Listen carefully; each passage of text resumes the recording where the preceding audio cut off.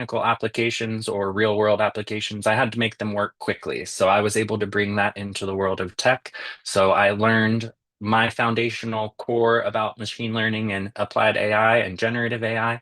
And then I quickly turned that into a business where I help other people actually take those AI concepts and solve their real world problems, whether it's marketing, inventory, all kinds of things. So I love meeting new people and figuring out how AI can fit into their personal workflows and enhance their lives both professionally and in the everyday world.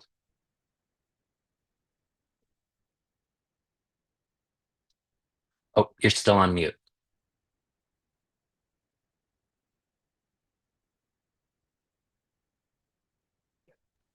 Can you hear me now? Yes. Okay, I'm so sorry about that. I just Oh, wanted you're to say fine. that was a wonderful introduction, and I'm sure everyone's waiting to learn more from you. So before we begin, I would like to ask the audience a quick question, just to understand where they stand today. So if generative AI became a required job skill right now, where would you be? There are some options on the screen. This will give us a perspective of the kind of audience mix that we have today, and we can take the conversation forward based on your responses. So please let us know in the chat. Are you completely unprepared, or are you aware but not confident? Okay, so there are people saying that they're aware but not confident, comfortable with basics. Some of them who are ready to use it professionally, and a lot of you actually saying that you're already working with it. A few completely unprepared. So, for anyone who is saying that you're completely unprepared, don't worry. We are going to help you with that. For everyone who's already using it, awesome. We're going to have conversations about where AI is heading. So, this is going to give you a lot of clarity. So, let's move ahead on and talk about this in detail. So, Tim, we know that generative AI is evolving. A lot of new changes are coming up. But looking at 2026 specifically, what changes do you think will matter the most for professionals who want to stay relevant and not just experiment with tools? Because I realize that once we know about the tools, we think that we already have mastered generative AI. So how do you see changes coming up, and what's your perspective on that? Absolutely. So I think definitely in the past year and maybe even beyond that, a lot of people have just been trying to adapt AI as quickly as possible. So companies are buying AI products to improve productivity without people on their team that actually understand how to orchestrate those tools. So I would say a couple years ago, people were more focused on how to build the next ChatGPT. Now we're very focused on how to use Gemini, ChatGPT, these very complex and expensive systems that do a lot of things. Companies need somebody to come in and say, okay, I understand how to use this tool, but I more importantly know how to adapt these tools, integrate these tools, create AI agents that use multiple tools. So it's going to be more about orchestrating the tools that already exist instead of maybe the previous conception that we needed to create more tools. I think definitely 2026 is going to need a lot of people to make sense of all of the AI tools that we've created, we as a global population, somebody to come in. There's a common title floating around called AI architect. And I think that a solutions architect is another synonym for that. And I think that's where it's going to come in key. People need to understand the foundational way that these tools work so that they can actually make them solve real world problems and not just sell buzzwords around AI. Right, that's a great perspective, a lot to think about for someone entering this space also. And like I mentioned earlier, generative AI is evolving, and so are the opportunities out there. With every job actually requiring you to have a basic understanding of generative AI tools so you can use them in your everyday work. So could you also tell us your perspective on the kind of opportunities one may have if they are currently considering transitioning into this space, and how one can approach that as well?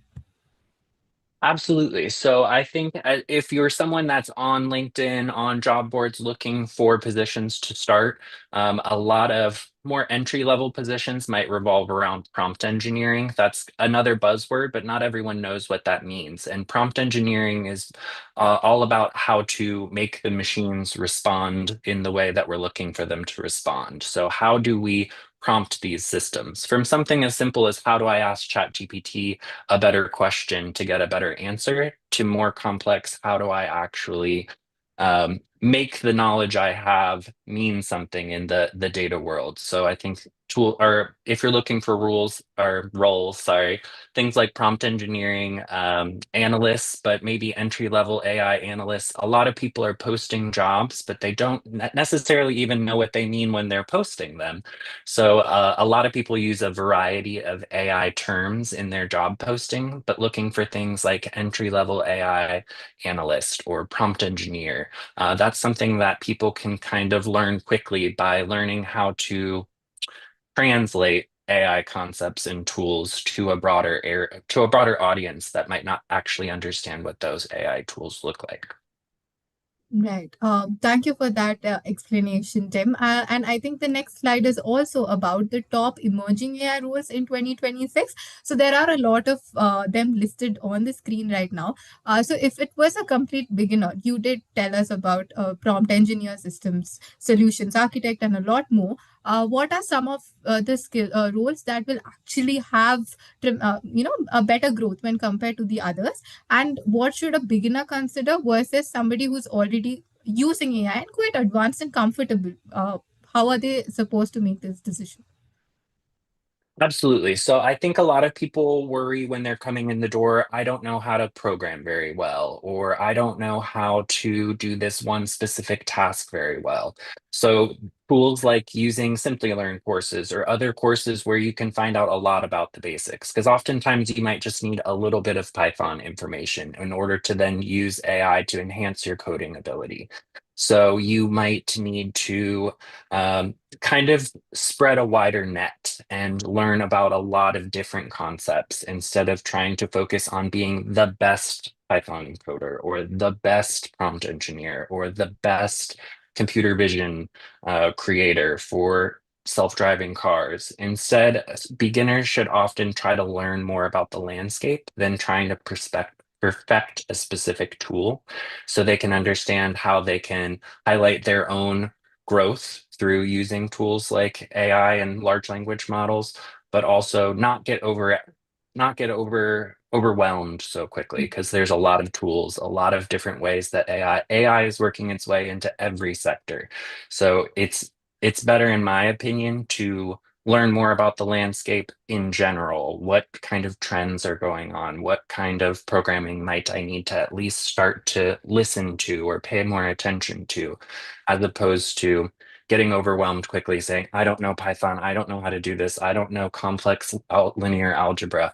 A lot of us don't. But if you can be somebody that can come in with an open mind and say, okay, I'm not going to get overwhelmed. I'm going to take in everything I can. I can use tools like Gemini or ChatGPT to help to kind of translate the information I'm learning into my specific GRU where I understand whether I work in banking or if I work in mortgage lending or if I work here, then you can use these tools to say, okay, I learned this complex topic about Python or linear algebra.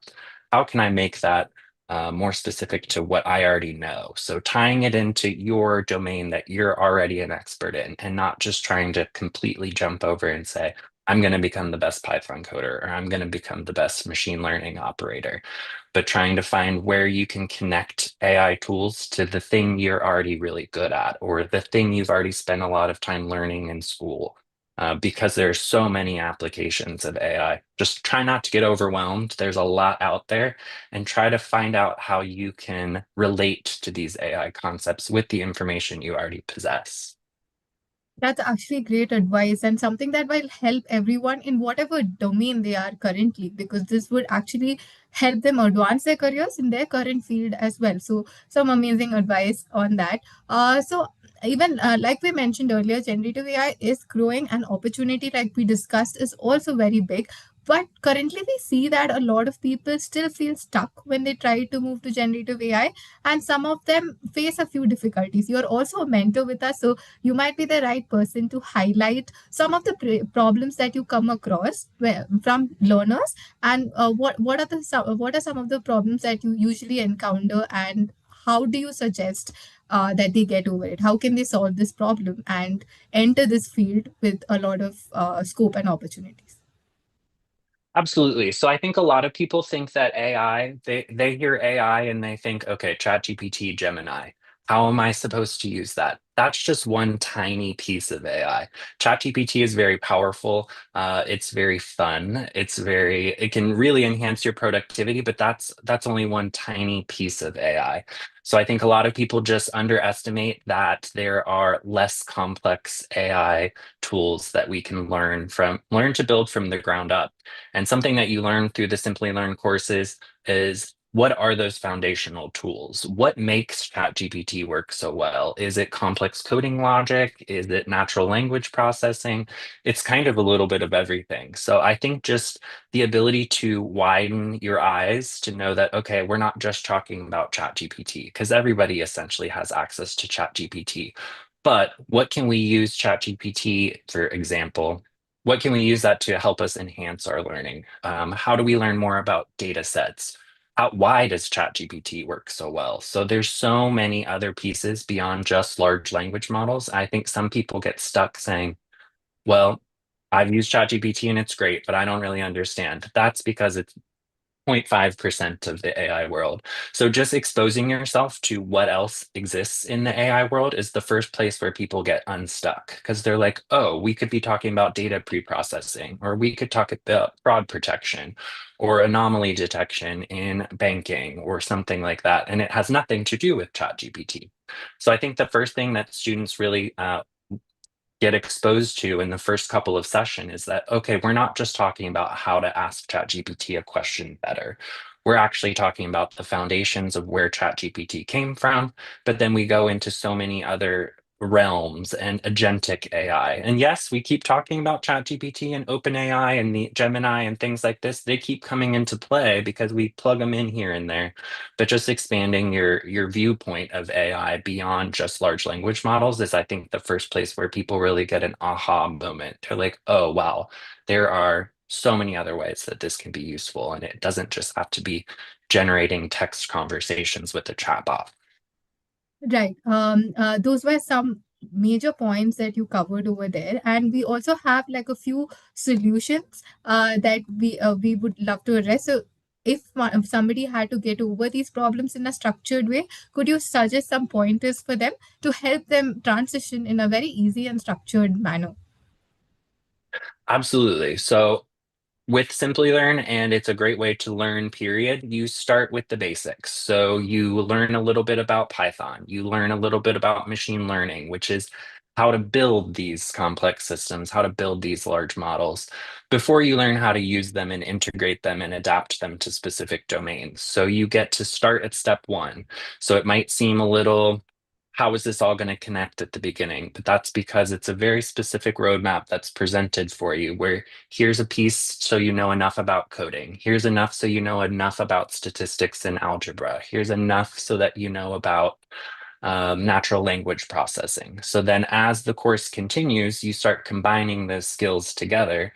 So then hopefully at least halfway before the course, if not before, you're like, oh, I understand how this structure is growing and how this AI workflow is growing, so that when we get to things like RAG pipelines, retrieval augmented generation, where we're actually building chatbots and we're actually doing hands-on coding projects in the lab, and we're actually doing things during a live session where we can code together and you can say, wait, I don't understand why we're doing this. And the instructor can say, well, this is why we're doing this. So taking things from the very basics and then adding live coding projects, tying them into real world problems, whether you're solving a HR problem. This all happens throughout the course where we're actually tying it into real world problems to be solved and not just hypothetical what if. Yes, uh, students would be expected to take this beyond to solve their very specific complex world problems. But through the course, we start you with the basics, do live coding sessions together, live demos and projects, so that we can get you to a point where you say, I understand the basics. Now I can blast off into the future and keep building and growing on my own or with an additional resource. Right. Thank you for that. Those were some really good points on how one can also use that in their personal life. despite having a structured course curriculum or a course supporting them throughout. And that also brings me to a very interesting slide. So it's a statement and it says that in the next 12 to 18 months, Gen AI is expected to become a basic job skill like Excel once did. The only question is whether you learn it before or after it's expected. I just want to know at this point how many of you agree with this, or what are your thoughts on this? You can let us know in the chat. Do you think that this is going to become a skill that you will definitely need? Absolutely. Yes. Yes, I can see. Okay, so there's one person asking about the future of AI. We will come to that. We'll discuss that once we see the responses. Okay, yes. Yes, of course. Okay, all right. So I think almost all the audience, everyone here agrees with us on this. So we do not want anyone to be left behind. It's better you upskill at the right time to stay ahead, right? So thank you for your responses. And Tim, I think we would have to address this question because it he has asked this question twice, and I missed out on that. So we did speak about generative AI and how it's evolving. But what do you see? What is the future of generative AI in probably 2030? He mentioned. How do you see it grow? Is it still going to be relevant? Is the question. Yeah, I mean, the world of AI moves so quickly. It's kind of hard to completely predict what it's going to look like in 4 years because it's grown so quickly in just the last 1 to 2 years. But I would personally say that a lot of companies have invested a lot of money in AI systems that would replace workers or do a job with fewer resources, and they didn't necessarily work. I think most people that are implementing AI systems are the people that are successful, and the companies and businesses that are successful implementing AI are bringing in people that know how to orchestrate and direct that AI. So I think even if we create even better agents and even better AI workflows with better accuracy, less hallucinations, we're only going to really succeed if we have people that move along with it, that know how to continue it, how to orchestrate it, how to plug it into specific business systems. So I don't think that it's necessary. I think a lot of people thought it could replace workers, and I think most companies are coming to a point where they're saying, okay, it can enhance our companies, it can enhance whatever domain, banking, fraud detection, marketing, healthcare, all kinds of things, but we can't necessarily do that without the people that know how to make it work correctly. Because just creating a really smart AI system and letting it loose hasn't been very profitable or um, sustainable for many companies. So I think most companies are realizing that they need the teams of people, no matter what domain it is. So I'm hoping in 2030, we're going to have even more productive workflows, even more productive AI agents, but we're still going to need those people in the background because when you look underneath the hood of these AI tools, there's still a lot of programming. Whether that programming was done with vibe coding or with AI, you still have to have people checking the security measures and encryption methods and all kinds of things that are a little too complex and need to be touched by a human and a group of IT individuals in order to make that workflow work well for that specific company or domain. So I think we need the people along with the growth, and most companies are realizing that as well. Yeah, and I hope that answered the question as well. Something that we actually I come hope so. across quite a lot.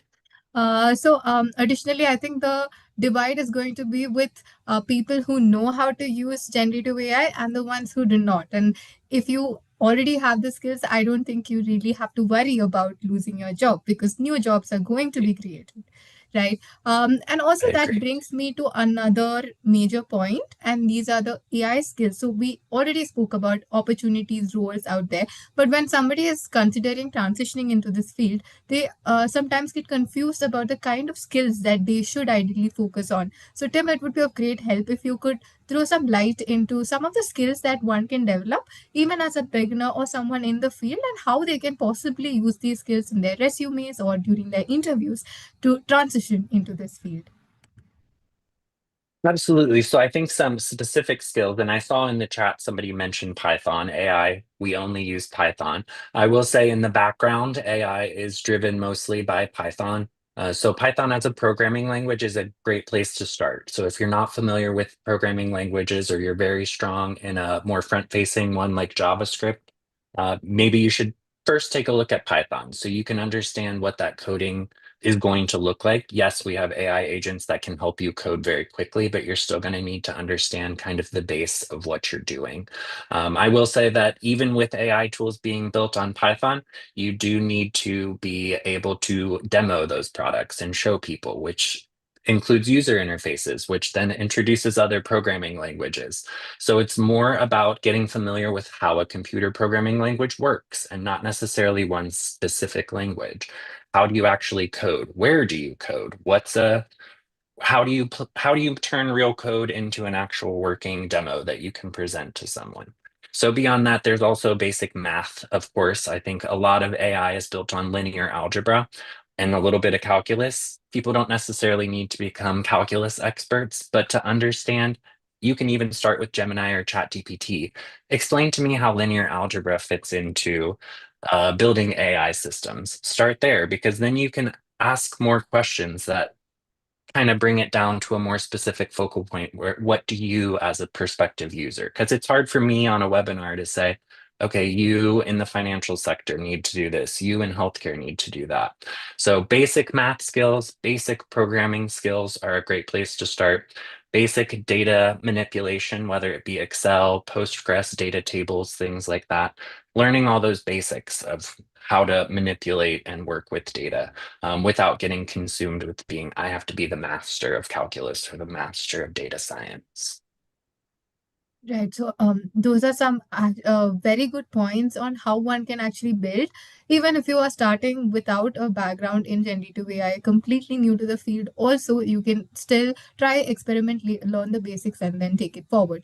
And thank you for clarifying all of that for our audience. And I feel like the bigger gap for most people is not even the tools or the skills; it's also about how they use AI. A lot of professionals start by experimenting, but very few move into building real systems, right? So, from your experience, Tim, what mental shift do people need to make to go from using AI tools to actually building AI driven solutions? So I think a lot of people want to code the best project immediately.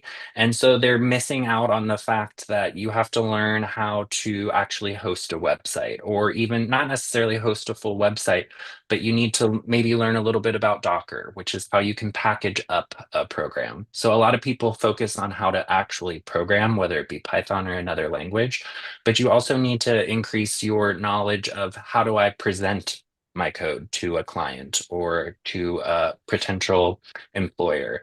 How do I package whether it be learning about GitHub, whether it be learning about Vercel, which is a hosting platform, whether it's learning about Hugging Face, which is something we'll show here in our webinar soon. Where do people actually go with their projects that they're building? So even in the Simplilearn course, we build these coding projects in a lab. So then ad- we have to take it a next step and say, okay, what do we do with our coding project? How do we actually present it? How do we share it? How do we collaborate? There are a lot of different resources as far as where you can host projects, where you can work on open source projects. Whether you're not familiar with open source, there are a lot of projects around the world where people can jump in and learn from somebody, whether they're building a not-for-profit education tool or something like that. And you can learn how people are actually using these skills in a workflow, not necessarily a job. I know we all are leading to jobs, but even sometimes internships can be hard to find, but there are a lot of open source coding where you can learn all those soft skills, how to work with the team, how to share code, how to clone a repository. So I think a lot of people learn to code, but then they don't necessarily learn how to share their code, how to talk about their code, and how to communicate their AI solutions with other teams. Right. And that's incredibly helpful to know how to implement the kind of concepts that you learn is very important. And that's also what we help our learners do throughout the course curriculum. We're not talking about concepts. We want you to do make projects, have real world experience. So when you are applying for a job, you know that you've built a very good portfolio. And that also brings me to a very important part of today's webinar. And I'm sure a lot of people are waiting for this as well. So as we saw, there are beginners, there are people who are using AI for quite some time. So Tim, could you walk us through a practical roadmap on how one can transition to this field in a very structured way, maybe a step-by-step roadmap, which can be very helpful to anyone who's attending today's webinar? Absolutely. So we strive at Simplilearn, and so I personally I kind of left this out of my bio, but I've been with Simplilearn for about a little over a year, and so I've taught multiple cohorts over that past year, and so we've even seen the system and the way that we teach it change through the past year. So we start with week 1 and 2, where we teach you those foundations, where we say, this is what AI is. This is how it's different from machine learning as far as generative AI different from. So we teach you a lot about the frameworks, what the terminology means, so that we're all kind of on the same page. So we start very basic. When I say machine learning, I mean this. When I say generative AI, I mean this. So we talk a lot about those foundations just from a terminology perspective so that we're speaking the same language. And then we move on to Python and data basics. So we do teach you what you need to know about coding with Python. Of course, it's up to the individual user and the student to say, okay, this is where I think that I'll need to enhance my own Python skills. But we show you how to code, where to code, what some of the basic coding terminology means that can be translated across different programming languages. And then we talk a lot about data pre-processing. And so we talk about how ChatGPT and Gemini are trained on billions, if not trillions, of data points. But where does that data come from?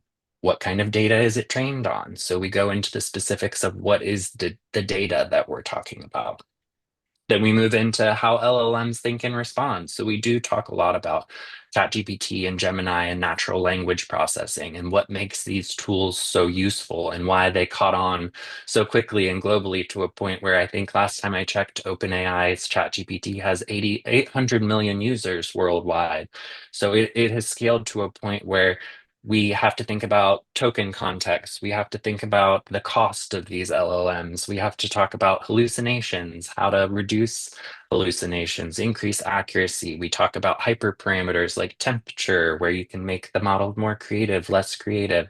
So you get a lot of those underlying, still kind of based on terminology and basics, but all leading up to helping you build your own systems and projects with these things. We talk a lot about prompting because prompt engineering is a very popular buzzword, but a lot of people don't know what that means. And it's not just, hey, stick this piece of text into your question and it'll make it do this. It's actually the foundational reasoning behind why we give it a few shot examples or 0 shot prompting. We'll teach you all those terminologies as well as link them to some educational papers from the really smart people that created these ways to prompt the system differently. And then we talk about AI tools and APIs. So APIs, the application program interfaces, is huge because we have to understand how to connect ChatGPT or Gemini to other tools. If we're building agents specifically, even if it's in class, I think we learn how to build an agent that talks about the weather in a specific city. But within that, you learn how to build API connections that pull real-time weather, pull real-time location information, pull real-time things. So we learn how to actually connect and orchestrate those systems in order to make your agents or your processes work better. We talk a lot about real world use cases. So almost at the beginning of every session, we set up some sort of, okay, today we're in a marketing situation where we're creating a marketing tool. Today we're in an HR situation. Today we're in the finance industry. So we try as instructors to set up a real world use case at the beginning of every session so we can kind of tie things back to how these things we're learning would be used in a real world situation. Then we talk about AI workflows and automation. Automation is another good buzzword that people, especially clients that I deal with, they're like, I have a lot of tasks that I just want to automate. I don't want to have to do all these repetitive tasks. So we talk about how to automate and design simple workflows that actually can take input, whether it's a messy Google Sheet and turn it into a clean Google Sheet. So we talk a lot about productivity and how different AI workflows can tie into automating different job functions and a lot of repetitive tasks. Retrieval and context is another big one because ChatGPT is great, but ChatGPT doesn't know what Tim Henize is doing today or what Tim Henize is doing at his job. ChatGPT is a great statistical analysis tool to say this is probably what Tim's doing, but then we add different databases, whether it's a vector database or a more standard Postgres database to give it additional context about our specific domain or our specific workflow so that we can retrieve that and enhance ChatGPT or Gemini or any other tool to know more about our specific information. And then at the end, we talk about career direction and applied readiness by doing a capstone project, typically, where you combine everything from the start of the course to the end of the course. You build a workflow that starts with data pre-processing, talks about data ingestion, talks about retrieving additional information, uses AI agent workflows to choose different courses through its logic reasoning, and then actually we do even talk about things like Gradio, which is popping up a user interface. So we give you the tools throughout the course so that by the end you can actually apply it to a full project from beginning to end, and even prop up a real life demo that has a UI that people can actually interact with beyond just you knowing what that coding logic looks like. So yes, that was a lot of information, but hopefully that helped. Mhm. Yeah, I'm sure it really did help. And I hope that everyone in the audience has a good clarity on how they can now transition in a very structured way as well. I found a question I thought we could address because we already spoke of AI workflows and automation. I got a few questions related to marketing, digital marketing specifically, and how one can use AI and how helpful it could be. And a related question being, if someone is new to this, can they start? And I think we did address that anyone can start, and we provided the plan. Could you also talk about how it could be helpful for someone in the marketing background? Absolutely. So I actually get a lot of requests from people. A lot of people think that generative AI is mostly, if not all, about image and video generation. And it is one of the coolest things that it can do. I think any of us that are engaged with social media are seeing kind of the flood of AI ads and AI pictures and AI videos. So from a marketing perspective, you can take that to a much more productive place where you could create 100 product images for a website without actually having to go take the pictures of every product. You can brand all 100 pictures instantly with all of your branding. You can create newsletters, you can create blog posts, there are tools that use agentic AI workflows to allow you to set up 10 to 20, if not more, blog posts so that you can take away some of that repetitive work that you have to go in every day at 10 a.m. and post this new picture. So there are AI workflows that not only create a lot of those creative assets, whether it be pictures, videos, but then you can use AI to help you actually orchestrate the posting of that, whether it's social media, building a website. So from a marketing perspective, you can also use AI in a different lens to analyze trends. You can ingest a large amount of data about what's trending in the world, about your specific product or your specific business, and you can ingest a ton of data using AI in order to predict what the next trend, what you should focus on from a marketing perspective, much faster than a human being could just go out and scope a few sites, scope a few Instagram accounts. You can scope millions of accounts instantly with these AI tools that help you stay up to date with the trends, not just create those trends, but actually create a meaningful path forward and help you break down marketing strategies, marketing thing where cost efficiency comes into play. Should I put more money into this marketing strategy versus this marketing strategy? So, way beyond image and video generation. Also, for that beginner question, anybody can start here. I think the most creative people are beginners that go, oh my God, I have this great idea. And now I want to start learning so I can figure out how to take my idea from just an idea in my head to something that I can actually show the world. So I think beginners are great. You just have to be willing to do a little work outside of class again, ChatGPT, Gemini, I'm grateful to have tools like this where we can ask hyper specific questions, even as beginners, to say, how can I drill this down? What should I focus on first? What would be the what would give me the biggest impact from a learner perspective if I'm faced with 17 different topics? You can use these generative AI and LLMs to help you bring focus to your own individual learning pathway. So beginners, absolutely. Everybody should learn how to use generative AI specifically. Yeah, absolutely right. And thank you for all the wonderful explanations. And I'm sure everyone got a lot of clarity for the questions that they asked. And in the beginning, we did tell everyone about the course that we're going to be talking about, which is IIT Madras Applied Generative AI Specialization Program. And we're just going to highlight a few key aspects of this program and what you can expect if you join us in this journey.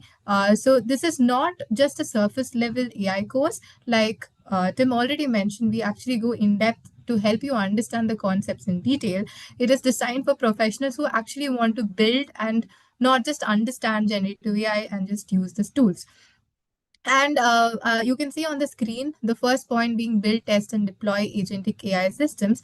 So, at the core of this program, there's hands on work with agentic AI. So, you can definitely add this to your portfolio. And by the time you apply for jobs or think about a new innovation that you want to come up with, you already have the knowledge to do so. Apart from that, you will also earn an elite certification. We all know about the credentials and how much it would matter to have a certification from IIT Madras. So that speaks for itself. I'm not going to go ahead and elaborate on that as well. We also offer live learning. So these sessions happen live with instructors, and these are not recorded content. You will actually get 60 plus exercises and 7 industry relevant projects, which means that you will have consistent practice, feedback, and also a lot of accountability as well. And finally, you will have a comprehensive understanding of generative AI and the tools and how this could be applied. So there are capstone projects and also portfolio projects which will definitely help you with that. Now we move on to the curriculum. I'm not going to go in depth into the curriculum because Tim already explained this in the roadmap that you are going to be following. So this is what you will see if you enroll for this program. So we will cover foundations of generative AI and LLMs, prompt engineering, vector databases and retrieval systems, building AI agents and autonomous systems. We'll also learn about fine tuning and model customization. And a question that we were asked about is AI for marketing and content creation, something that we're going to touch upon. Then there will be AI for operations and automation, AI ethics, governance, and responsible deployment, and also a capstone project at the end. So if you look at this, you know that whatever field you are in, you're going to be able to take the information, apply it in your field, and maybe prosper in the field that you're already in. It could be a new initiative, it could be a promotion, it could be maybe a different way of thinking with automation and agentic AI. So it could transform your experience at your workplace, right? So we also wanted you to have a quick look at the projects that you will be building for your portfolio, and we have only mentioned a few just to give a short a brief understanding of what you're going to build as a part of the program. So you will be working on an AI powered HR assistant like Tim mentioned earlier. You will have a creative logo designer project, you will have a Python adventure game project, and also an AI powered business intelligence project. So it's not just one specific field, it's broader understanding of a lot of concepts which you can take away from and apply it in your own use cases and problems that you could probably solve for your job or industry, right? And there are some leading tools. So these are the leading tools that we offer as a part of this program. You will have a complete understanding and knowledge of this by the time you complete the course, and you are already aware of how important LLM platforms are. So this includes models like OpenAI's GPT-4, Anthropic Claude, Google's Gemini, and a lot more. So you will have in-depth understanding of these. We'll talk about and learn more about development tools. Like these are vital instruments like Python, AI libraries, LangChain framework, and essentials of these are very important for framing and crafting AI solutions. So we're going to move from just tools to actually building real world solutions. We are going to learn about cloud platforms as well. So services such as AWS AI, Azure OpenAI, and Google Cloud AI offer scalable solutions and the resources and deployment tools as well. well. So it could open up new perspectives, new opportunities for you, and probably help you transition in a much better and effective way. So, with that, I think I've covered most of the key aspects of this program that we are offering. And we just do not want to go ahead and explain what your experience is going to be like. So, Tim is going to give you a 5 minute, a quick demo of what your experience will be and what you are, a quick glimpse of what you can experience as a part of this program. So, I'm going to hand it over to Tim. So, Tim, over to you. I'm going to stop sharing my screen right now. Okay, perfect. Yes, I just wanted to take 5 minutes to show you, give you something you can walk away from the course today. You'll have something you can go look at without having to invest any money today on Hugging Face. So you can take something directly from this course, go look at it, and then go from there. So let me share my screen here. Doo-doo. All right. And Sweetha, are you seeing my Hugging Face screen there? Yes, yes. Okay, perfect. So So what I really want to do here, Hugging Face, when people hear generative AI, they usually think of, like I mentioned before, AI generated images and videos. And so those are very impressive, but they're just outputs. So underneath is data and machine learning, which are the same foundations used in workflows across the field, like fraud detection, risk modeling, anomaly detection in healthcare and finance. So what I wanted to show you guys today was Hugging Face. So a lot of you may have heard of Hugging Face. If you haven't necessarily heard of Hugging Face, it's often described as the GitHub of AI. So it's a place where people can share models, data sets, experiments. There is a paid version, but similar to GitHub, people can access it, build portfolios here, things like that. So that's something that you guys can check out today. But Hugging Face differs from GitHub because it's a place where people share models, the data sets, but the tooling is specifically designed for machine learning and generative AI. So just like GitHub, Hugging Face provides versioned assets, public and private repositories, community sharing. So GitHub is more for sharing code. Hugging Face is more for sharing trained models, data sets, and the context needed to actually build working workflows with the stuff you're working.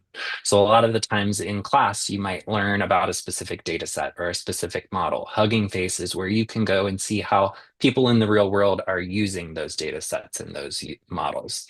So I won't spend too much time here, but I wanted to show you in class, we use Hugging Face to pull different embedding models or different open source models to work with in our demos that we actually code with. So you learn here in Hugging Face through the classes how to, it's one of our first API connections. We learn how to connect to Hugging Face. And then this is just the other thing I wanted to show you guys. So MNIST is a very popular data set. So it consists of tens of thousands of handwritten digits. But what matters here isn't the numbers themselves, but I want to show you that the model is learning from patterns of raw data. So this is one of the data sets we use in class. It's 60,000 handwritten digits, and it has labels. So we talk a lot about labeled and unlabeled data sets. So this is just some of the real world applications where we even go off platform sometimes to talk about. So here, how am I going to connect this? Fraud detection is basically works in the same way. Instead of handwritten digits, you'd be analyzing transaction patterns, timing anomalies, behavioral signals that classify what's normal versus abnormal. So this is an example of how the course introduces the foundational concepts first. And then as you progress, you can specialize data sets, apply them to your own domain, and increase the complexity. And that comes with your specific domain focus, your professional context, and your hands-on practice through the course. So generative AI sits on top of this. So it can help generate synthetic data, explain why a model flagged something as suspicious. It can turn raw model output into insights that humans can actually understand. So I just wanted to make the final point here that generative AI isn't separate from machine learning, rather it amplifies it. So in the Simplilearn lab, students learn the foundational concepts things like this large data set. You can even see here, I think it was downloaded 79,000 times last month. So people are really using this data set to build more complex tools. And that's where we come in as Simplilearn with our lab system so that you can learn the foundational concepts and then build more complex and real world applications tailored to your personal or business needs. So that is just, I wanted to make sure that everyone attending today knows we're not just talking about how to generate a cool image with generative AI. There's data, there's machine learning. You learn the foundations of all of it. It's not just how to make your social media pop or something like that. Thank you for that wonderful demo, Tim. I am sure everyone got a much better perspective now that you have given them a 5 minute description of what they can expect throughout the course. So I'll quickly share my screen and tell you a little bit more. And I see a lot of questions about the certificate. We will be sharing a poll in some time. So it would be great if all of you can wait for like 5 minutes and I will share the poll with all of you as well. I hope my screen is visible to all of you. Yes, all right. Yep, it's visible. Thank you.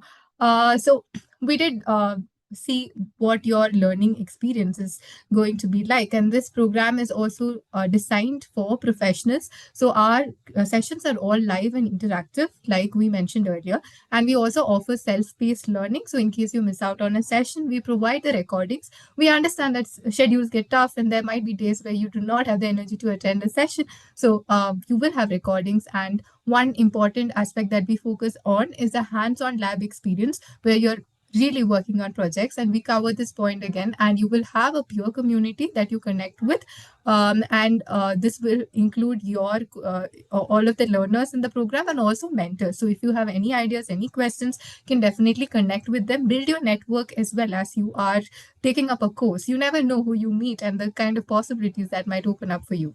And for everyone who's asking about the eligibility for this program or who this program is for technical managers, software engineers, business analysts, for anyone in marketing, or anyone who wants to switch their careers or upskill themselves in whatever field that they are in, you can definitely consider this program, and this would add to your portfolio as well.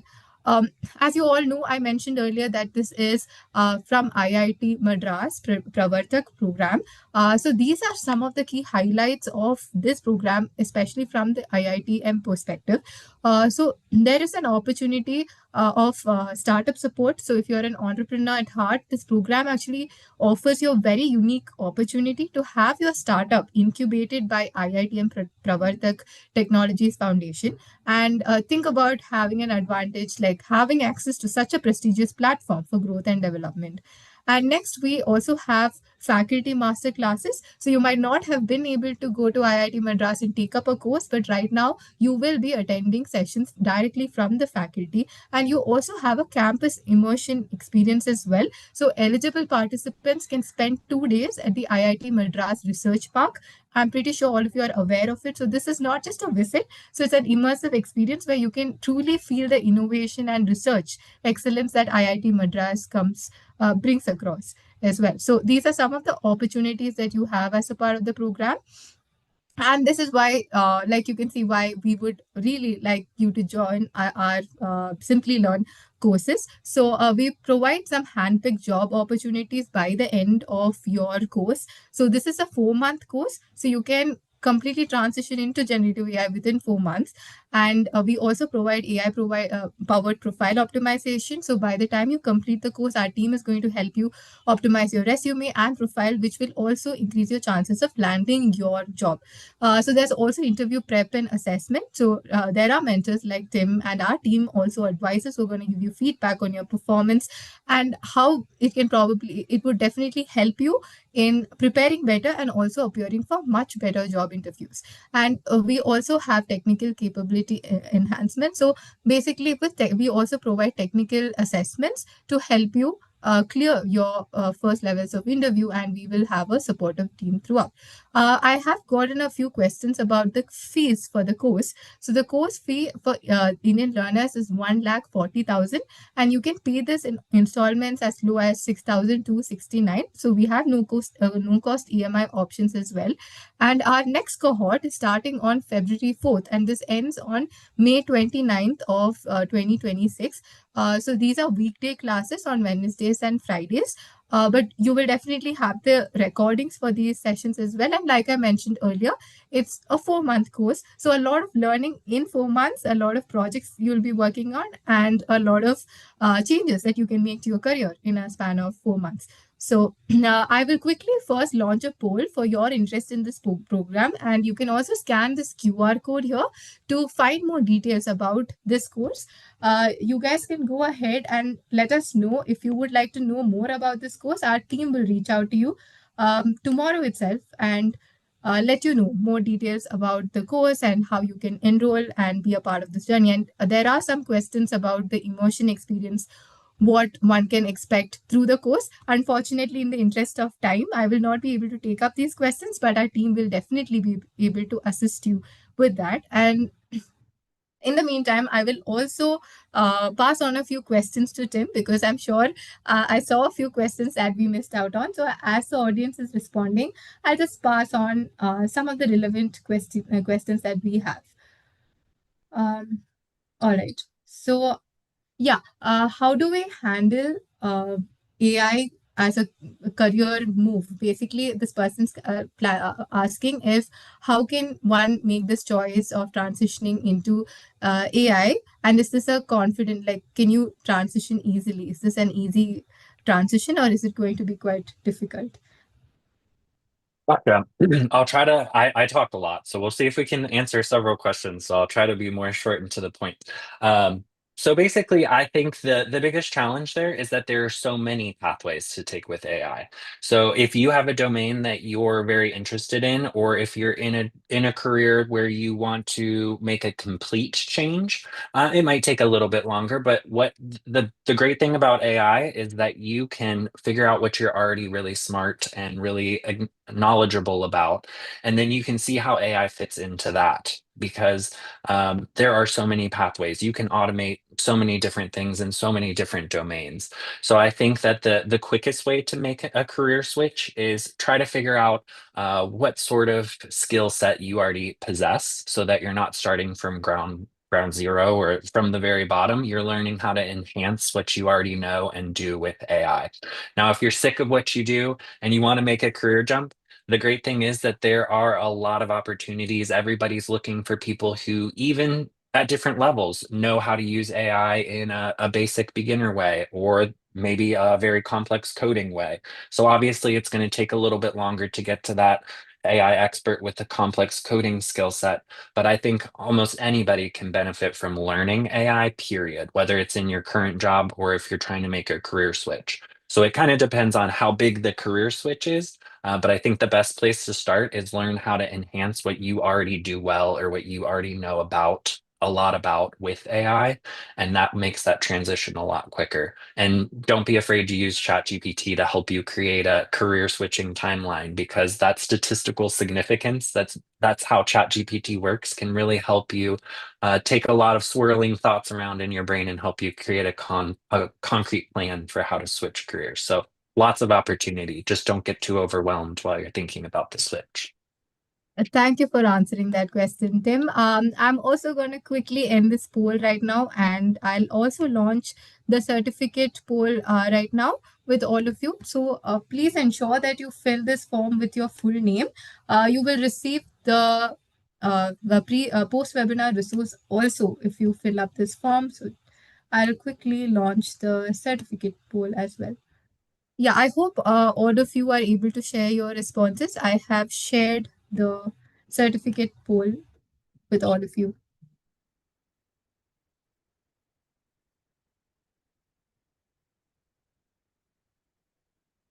Right. Yeah. So I can see a lot of responses come in. So you will be receiving the certificate within 48 working hours. You can expect the slide deck. I have questions in the chat about the recording and the slide deck, and also the post-webinar resource. So you will be receiving this in your email ID. Ensure that you mention your email ID and full name clearly. I can see someone say poll is not available. So in case you're not able to see the poll, what you can do is you can mail us at webinars@simplilearn.net. You can let us know your full name and we will send it over to you along with the other certificates. I hope that would help.